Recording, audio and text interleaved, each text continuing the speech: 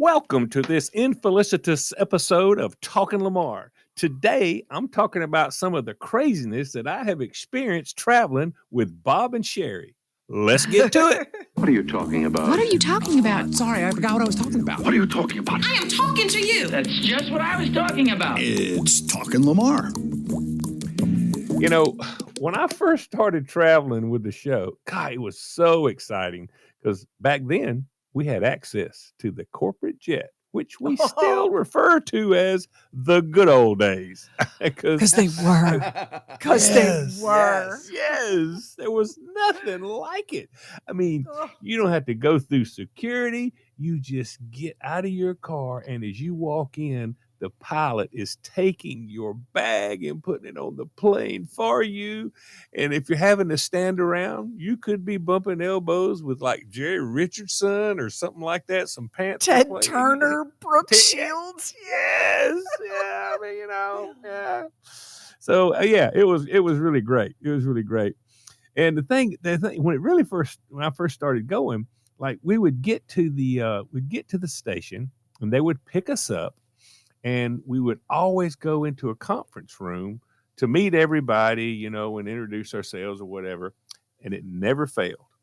Within so many minutes, we're sitting there and somebody on the staff, it'd get sort of quiet. Nobody would say anything. Somebody on the staff, I guess, looking for something to say would go, you know what?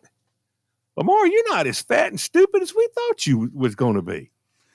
I wish he was exaggerating that at all. This. Yeah. Yes, and they said that like, it was very conversational, and they were expecting junior samples. I mean, that's just the bottom line. They were expecting junior samples.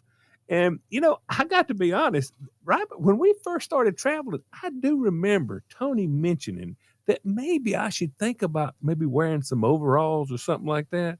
Oh, and of course, I went the opposite direction. I wore the most ridiculously expensive silk shirts that I could find. I mean, I could not go that way. I just could not go that way. And, but and what we would do on the plane, a lot of times it got to the point where before we would touch down, we would start like guessing exactly how long it would be before somebody would say this whole fat and stupid thing. I mean, it was crazy. And then if Max and I got in the car with somebody from the station, first off, they want us to wear their station t-shirt. So we'd all be wearing the same t-shirt. Well, that never worked out. But the second thing they would always say to Max and me was, I can get us into the best strip club in town. You remember that? Right. Yeah. And I'm like, what would make you think that we wanted to go to the strip? But I guess that was the radio business at that time. Was it not, Max? Yeah. Yeah. And still. Yeah. I always thought, oh my God, are you serious? But, now at one appearance, and I think we've told this story a couple of times, but it's worth repeating. And this was early on. This was one of my first trips, maybe not the first, but probably the second or third. And so this was before our online presence was big. We had a website, I think, but the whole online thing was not near as big then as it is now. And so we're sitting there and a couple came up. And when I met them, I shook the guy's hand and he looked me dead in the eye and he said, "You have just cost me $50. And I said, "What? What did I do?" He said, "I bet my wife that you were black." This guy was an African-American guy. And I said, "Man, you're black. How do you not know that I'm white?" I mean, I got that a lot. I got that a lot back then. I mean, I really, really did. I walked in. I was in the conference room. We were building a brand new building, the one that Budweiser's in now. But we're in the old building. And so the company that was building it, they were sitting back there having a meeting. And so I had to go back to find out about something. And I walked in and Craig, my boss, he said, "This is my location manager. This is Lamar." And the guy's sitting there, one of the big guys with the builder, he goes, "You're Lamar from the Bob and Sheri show?" I said, "Yeah." He goes, "I thought you were a tall, slim black guy." I said, "God, I wish I was tall and slim."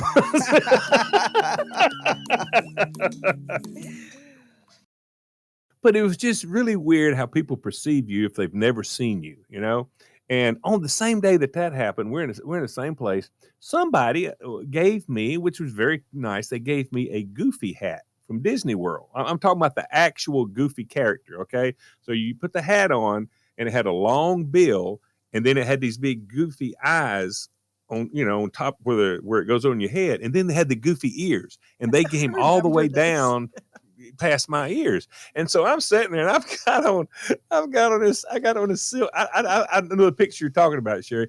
I've got on this silk shirt with all these little fruit vehicles on there, like little oranges and stuff with wheels. It was weird, but anyway. And so I'm sitting there, and so we were seeing a lot of people because people were lined up. It was great. And so it'd probably been about 30 minutes, and a lady walks up with her son, who was maybe 12 years old. And so when I met them, she looks at me and she was so serious. She said, my son, he's not all that great in school. I mean, school is not his thing. She said, can you tell me how you're able to get into this business where you're making a living? And I'm thinking to myself, okay, so you assume that your son's a dumbass. And so you're looking at me and you're thinking that I'm a dumbass. And I'm supposed to be telling you how to get your dumbass son a job that he could do. And I'm almost appalled. And then all of a sudden I realize I'm still wearing the Goofy hat.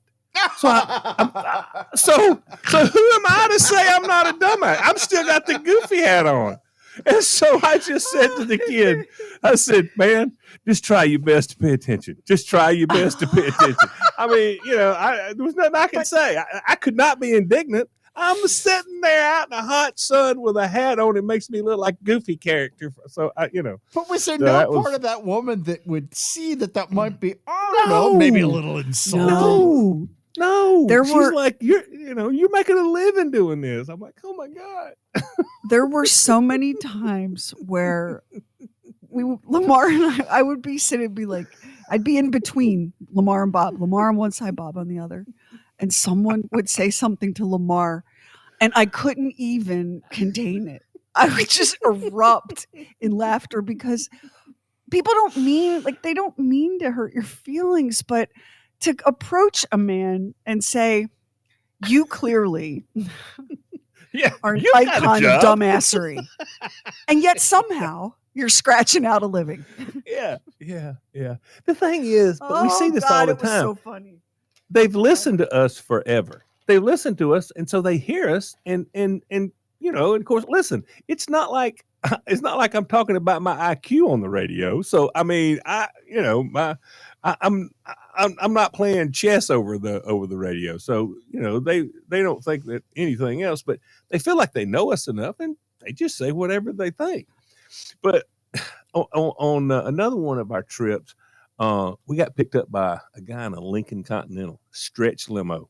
Now it had some age on it. I mean, it had some wear and tear, but it was fairly nice, and it was nice being picked up by a limo. So we had done all our appearances, and we had spent the night. We'd done our appearances, and so we were heading back to the airport, and it was raining, and the car was struggling a little bit to make it up the hill. It was struggling.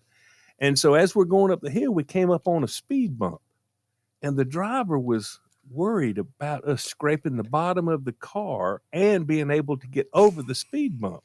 So he turns around and looks at me and he says, hey, buddy, if you'd get out and push a little bit, it would help us keep going, and maybe we could get over the speed bump. So I'm out in the rain and I'm pushing this thing. But you know what? It was a great lesson for me. Because just the day before, as we were landing in the corporate jet, I'm thinking to myself, hell, I'm something. I'm thinking I'm something. Well, now my fat ass is out in the rain pushing a limo up a hill over a speed bump. That lesson there was, don't get too big for your britches, buddy. You just don't know. When the driver, his name was Chip. Oh, my God, I love Chip. If you're hearing this, Chip, I need you to know I still miss and think of you. When Chip stopped the car and told Lamar he needed to get out and push, I slid off the seat and was in the floor well sobbing with laughter because It was so unbelievable. It was like, are there hidden cameras? What is happening here? And Lamar was such a good sport about it. Such a good sport. But listen, that's not the only time that I had to relocate my fat ass somewhere. We'd been on a trip somewhere, and I think it wasn't that it was past the days of the corporate jet, but we had to take a regular flight for some reason. Couldn't get the jet or whatever. So we fly back into Charlotte, and so I still have to fly from Charlotte to Greenville-Spartanburg Airport.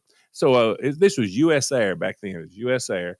And I don't know what size you call these planes, but it's the plane that's got like a 2 seats on one side and one on the other, and it's just got the aisle. It probably holds 30 or 40 people, I guess, something like those that. Regional hopper jets. Regional, yeah, it's a hopper jet, regional.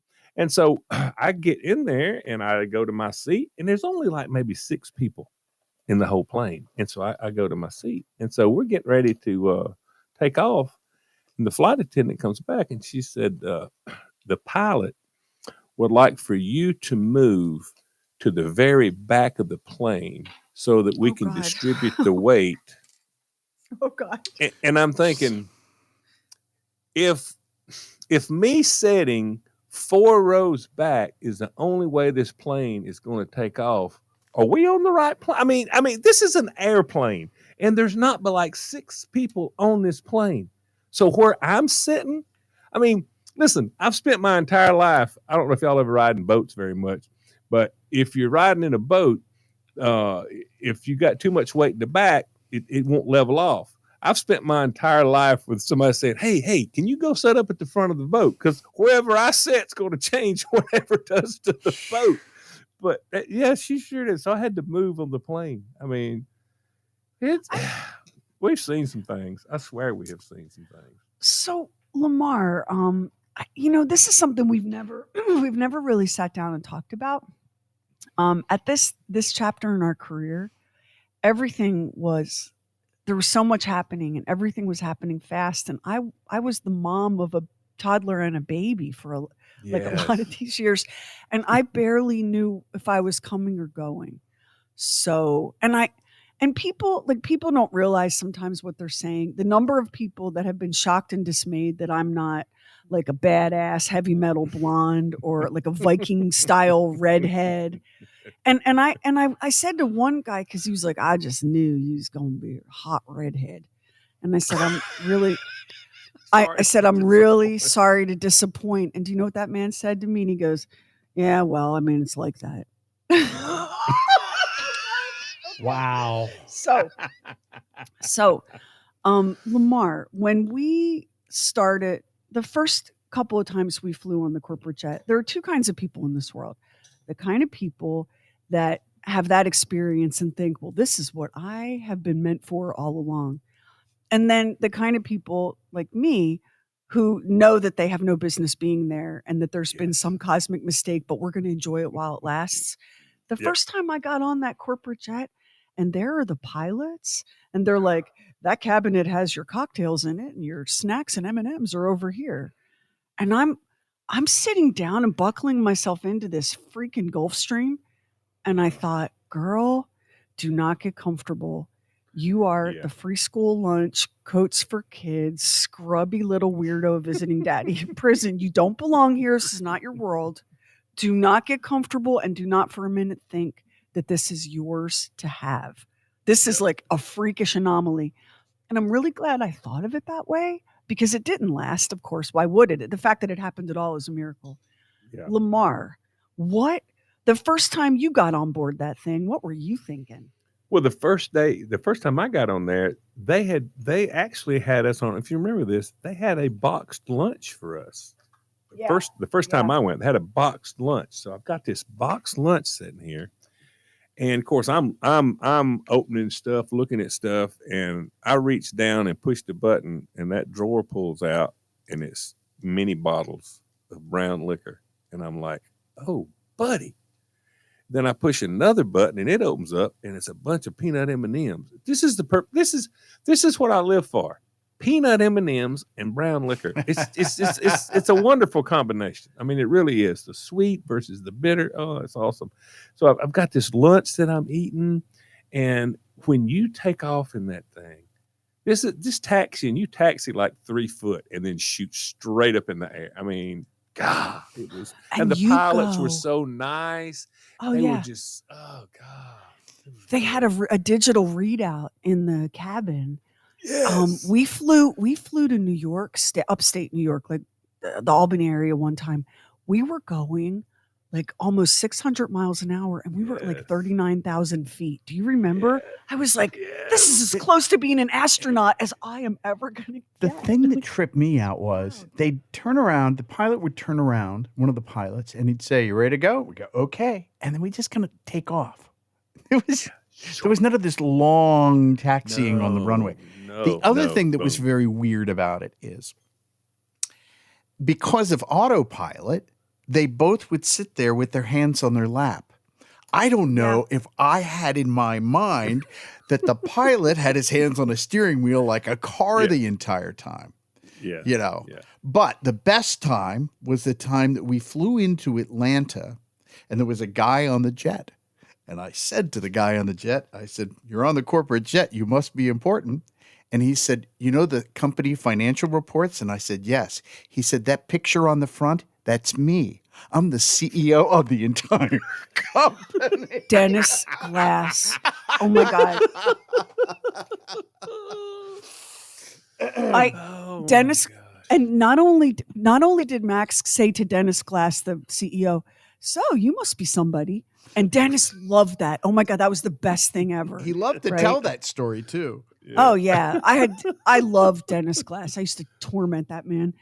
But that was the same flight where we came in to land. And when you fly small private planes like this, you often are not at the same airport or the same part of the airport as commercial Right. jets. So we're flying into Atlanta to drop Dennis off because he has a series of corporate meetings, because he's the CEO and not just some bastard that got lucky enough to catch a ride. And the CEO had full access to the plane 24/7. But when he went to schedule the trip, they were like, "Oh, Bob and Sheri have the plane." And he's like, "Well, can I catch a ride with them to Atlanta?" And that's how he ended up on that jet, right? Yeah. We were coming into land, and we're going to land at we're not going to land at Atlanta Airport. We're going to land at a smaller regional airport in Buckhead. And the pilots are coming down. And then suddenly they're like, "Yo," and they yank the stick and we start climbing again. There were coyotes running on the runway. That's right. They were afraid if they hit him that it would compromise the plane. Yeah, Oh, we could yeah. not risk Now, hitting a coyote. Lamar and I did do a trip. Do you remember this? It's a little place up in Virginia. We don't have an affiliate there anymore. There were no private planes. There were no private jets. Tony said, "We'll pay your gas." Could they afford Bob and Sheri? Could they get Bob and Sheri? No, they couldn't get Bob and Sheri. So they got Max and Lamar. The B team. So we go there, and there's this guy that kind of is from the radio station. He's one of the DJs from the radio station. And he's kind of shuffling us around. And they worked us that day. I mean, they worked us that day. There was no break. And I know you're thinking, how hard could it be work? You're not mining coal. I understand. But you have to be on the whole time. And so I think they worked us from 9 a.m. till 4 p.m. Oh, yeah. I remember. Then we had like it was an bad. hour break, and then they picked us up to take us to dinner. And so at the dinner, and everybody at the dinner place, they had won. right. They had won a chance to eat dinner with us. But they really didn't eat dinner with us. No. We sat at a table like the bride and groom in front of a reception, right? And they all stared at us. And they all stared at us while we ate them. We stared back at them. It was the weirdest thing. Yeah. And nobody did that. And and it would have been great for some question answer period, but none of these people. They just. They and were I'm sure it's shy. hard. They were shy. They were shy. They really were, because we. And I was surprised because, after all, we were the B team. So the guy that's showing us around, his name is Dollar Bill, not Bill Dollar. His name is Dollar Bill. You remember him? And he kept on telling us that his girlfriend was going to be joining us, and she's going to be joining us, and she can't wait to meet you. And so he takes us somewhere. I guess we go to the radio station or something, and there's this young girl that's there, and she's in high school, and that is his girlfriend. And And he was what, in his 40s? he had to yeah. be well Had to be. into his 30s. Well, Yeah. if not Wow. 40. Early 40s or late 30s. Yeah. Yeah. And so his girlfriend is a senior in high school. Oh, my word. And I remember Lamar said, "Oh," and she was, I mean, look, she was a sweet girl, you know. Super she really nice. was really nice. I mean, there wasn't any, but you just went, something wrong here. I remember, and I said, welcome to the radio business. It was just, I felt like that dollar bill had an S on it for more dollars bill. I don't think it was just dollar bill. but it was a little different than the private jet Bob and Sheri 18 kind of trips that we had. But do you remember meeting that celebrity? Oh, yes. Tell the story. Tell the story. So this guy, you hear about these. There was just one of these the other day. People stow away in the well of the jet where the wheel is, right? This guy stowed away in one of those jets. It landed. He ended up on the runway. He was unconscious. And somebody said, there's somebody on the runway, and it was this guy who had gotten in a jet. I don't know if it was from Cuba or where it was. Cuba. And I think it was Cuba. Yeah, it was Cuba. And he was in the well of the jet, and he survived it. He survived it, and he was the celebrity at one of our appearances. Yeah, he was. What a life this is, really. Like, it's such a carnival in so many ways. Oh my God. Oh yeah, that was fun. You know, at that chapter in our lives, everything was just so much. Like, there was just so much happening, and we were constantly traveling, and it was wonderful and exciting, and the future was so bright. But I look back on that now, and I go, what in the world were we thinking? Asking Lamar, who had a career and a family, hey, why don't you come to New York with us? Or why don't you come to Lexington, Kentucky with us? Come on, we're just going to get on the plane and go. Like, how did we think that was sane as a request to make of you? You know what, though? It was very simple for me because my boss, I would tell him, we'd usually leave out on a Friday, sometimes a Thursday, but mostly on a Friday. And we'd leave out after the show. So it'd be about 11 o'clock when we would meet at the airport. Yeah. And so I would tell my boss, I would say, look, Friday, I'm going to leave around 9:30 or so I can get to the airport in Charlotte. We got to, go do an appearance. And he's like, okay. And, he never gave me any trouble. He never gave me any trouble about it. So you have to say that your bosses at Anheuser-Busch were extremely supportive of your side career. I They do really remember were. one time Lamar and I sat next to each other when we were on the little jet. And Lamar said to me, we're going to go to this place, and these people are going to treat us like royalty. They're going to transport us. We don't have to worry about anything. And people are going to kiss our ass and be nice to us once we get there. Because all of these people who were listeners who were like, couldn't wait to meet you. He said, I would pay somebody for the privilege of this situation. That was the thing that he said to me. Yeah. Because at that point, I wasn't getting paid. I said, listen, I'm just glad they're not making me pay them. That's right. That's exactly what you said. Damn right. Damn right. I mean, because the people, I tell you, the people that we meet are, I mean, the listeners, because they take time out of their day, out of their schedule, and they come out. And a lot of times they have to stand in line. Sometimes it's hot, sometimes it's cold, sometimes it's rain. I'm just amazed at how nice and generous these people are to come and meet us. And wait in line. Yes, Some of those places, they would wait like for an hour and a half. And I'd be like, oh my God, I can't believe you're waiting this long. Yes. I mean, I don't know. It's really humbling. It's very humbling. Yeah. It really is. It's crazy. It's crazy. There's a Matt Nathanson lyric that goes something like this. For a kid from Oregon by way of California, this is more than I ever knew or dreamed.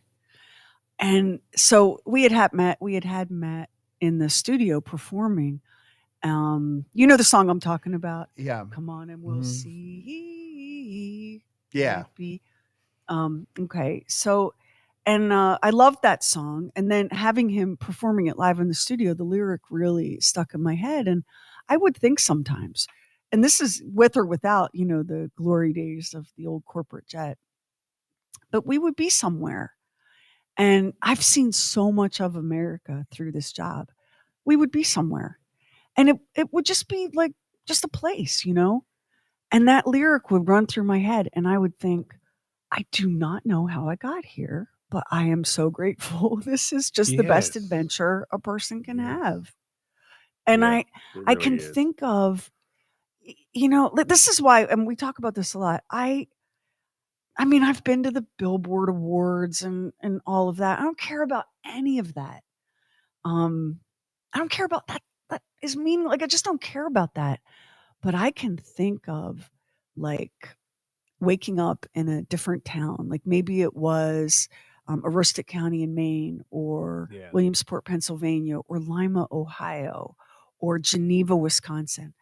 Waking up and looking out the window of the hotel and thinking, oh, I've never been here before.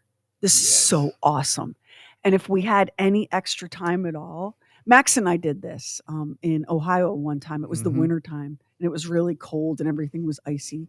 And I was like, can we just drive around so I can see where all the people who listen to us live and grocery shop and go to work? Yeah. And so we did like a driving tour around town, because when people email the show, it's different now. But back in the day, the email convention would show me a lot. It showed me where you were sending your email from. So I would see like, oh, this is coming from Hannibal, Missouri, and this is coming from Ellsworth County, Maine, and this is coming from Marietta, Ohio. And so when we would go to those places, we would drive around, and I would imagine the people that listened and had reached out and we had met. I would just imagine like, this is where they go to Target, and this is the grocery store, and that's the school. Like there's the high school in Parkersburg. That's where all their kids go. And I just thought it was the most magical thing in the whole wide world to get to be able to do. Can I tell you the most magical thing that happened to Lamar and me in Gainesville, Florida? Oh, I think I know. Go ahead. So we went there was a restaurant with the very un-PC name, the Chinese Takey Outie. Oh. So Lamar and I saw this and we were, let's take pictures of this place, so we went to take pictures of it, and as we're doing it, the two women that are there lifted up their shirts and bras and flashed us. They did. I was like, I'm sorry, what are you doing? What? And why are you Hey. doing it?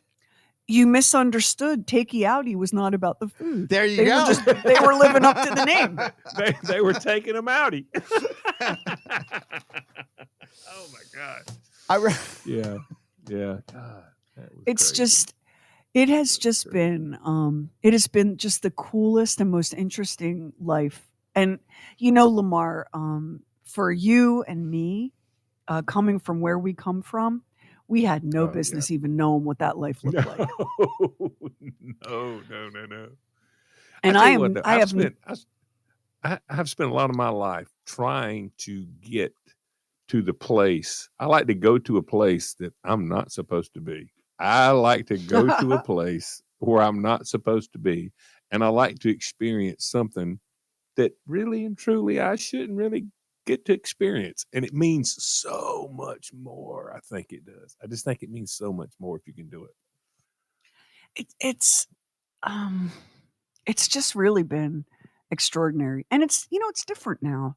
And I am so glad. It's different now for a gazillion reasons. Everything's different for everybody. It's not just us. Everything's different for everybody.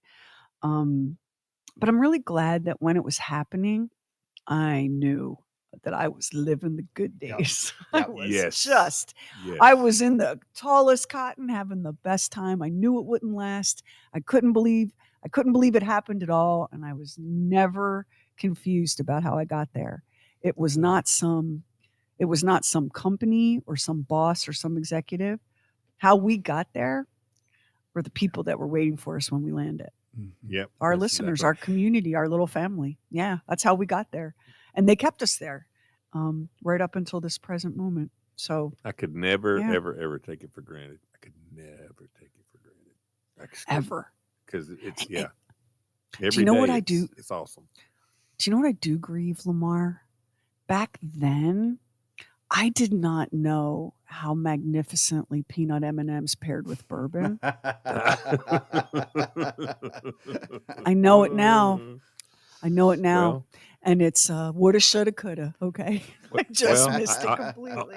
on that same note, I think we were in upstate New York, and we're staying at the hotel, and it's a nice hotel, and had a restaurant, and we eat there, and you gave me the first taste of a single malt scotch. I can still see it.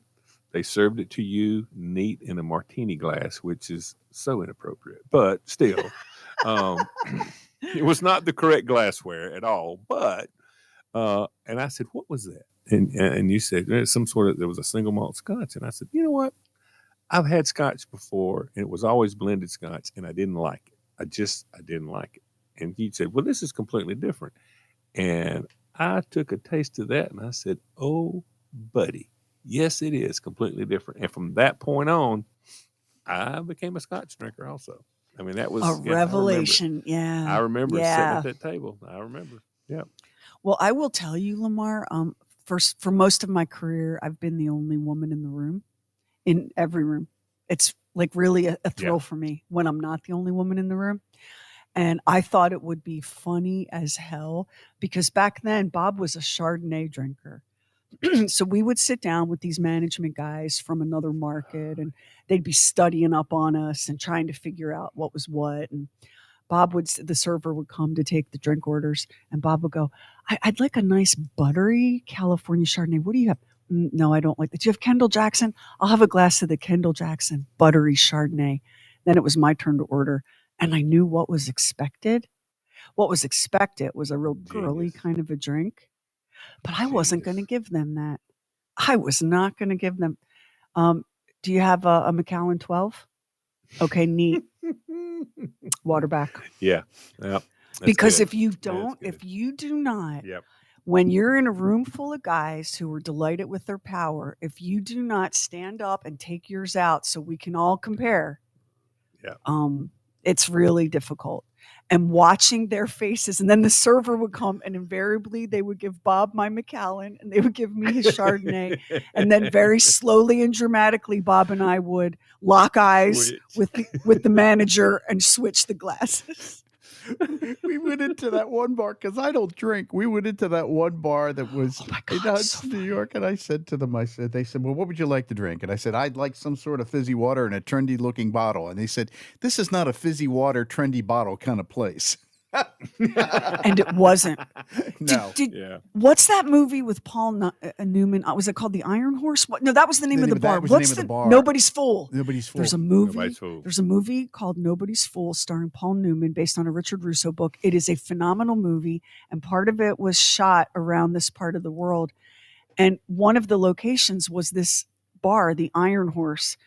This is a place where they don't even have club soda on the gun. Like they don't have anything sparkling. Yeah. And I don't know if Max thought he was going to get a Pellegrino with a fresh twist of lime That's or what exactly he thought what I was happening looking to there. try to get. Yeah. But that guy, he said that to me. It was like, okay.